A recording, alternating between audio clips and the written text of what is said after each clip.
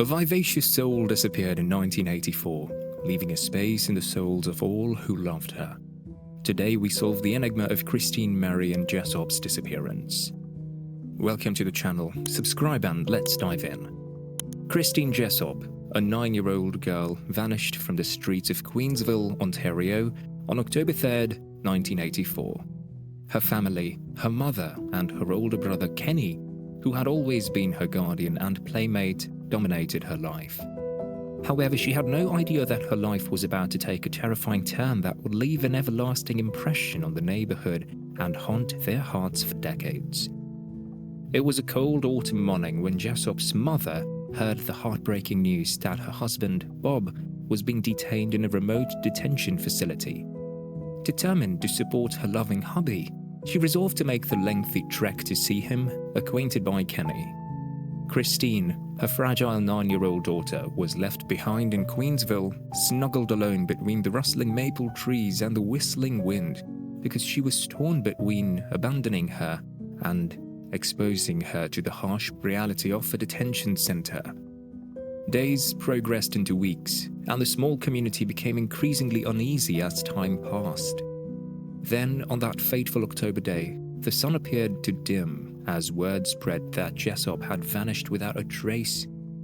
Panic grabbed her friends' and neighbors' hearts as they feverishly sought every nook and corner of the tiny girl with a limitless imagination.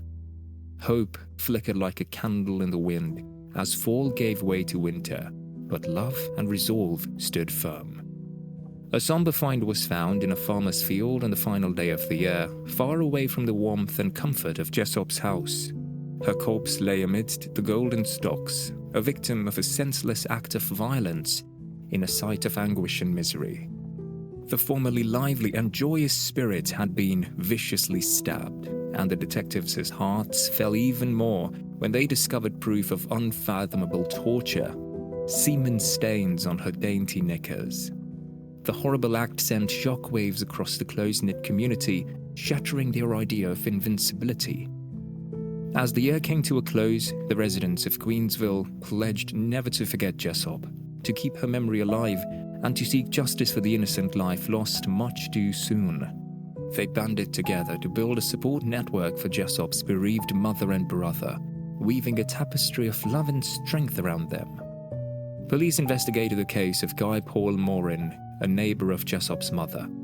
Morin was arrested on 22nd April 1985 and was twice put on trial for first-degree murder. The first trial began on 7th January 1986 and Morin was acquitted. However, the Attorney General of Ontario launched an appeal of Morin's acquittal, arguing that the trial judge had made a mistake in directing the jury about the meaning of reasonable doubt. The Court of Appeal agreed, ordering a new trial. Morin appealed to the Supreme Court of Canada, which dismissed the appeal. The second trial began on 28 May 1990, and Morin was convicted of first-degree murder on 30th July 1992. A grassroots organization called Justice for Guy Paul Morin Committee was established to aid Morin in his search for exoneration. The committee aimed to help Morin appeal his conviction and apply for his release on bail while awaiting the appeal. Morin was granted bail on 9 February 1993, and the committee reorganized as the Association in Defense of the Wrongly Convicted, Now Innocence Canada. It wasn't until 23 January 1995 that Morin was exonerated due to DNA testing and had not previously been available. The Ontario Attorney General's Office transferred the case from the Durham Regional Police to Toronto Police in February 1995. The real killer remained unidentified until 2020, when his DNA was linked to the crime scene using genetic genealogy. Calvin Hoover, a 28-year-old Canadian man, was the real killer of Christine Jessop. He was known for the murder of the 9-year-old girl and was a friend of the Jessop family. Hoover's DNA was linked to the crime scene using genetic genealogy, and he took his own life in 2015 in Port Hope, Ontario. Although his wife was interviewed, Hoover was never questioned, and the oversight has not been explained. Jessop's story remains deeply ingrained in Queensville, serving as a beacon of hope and reminder of the importance of cherishing childhood innocence and protecting young dreams.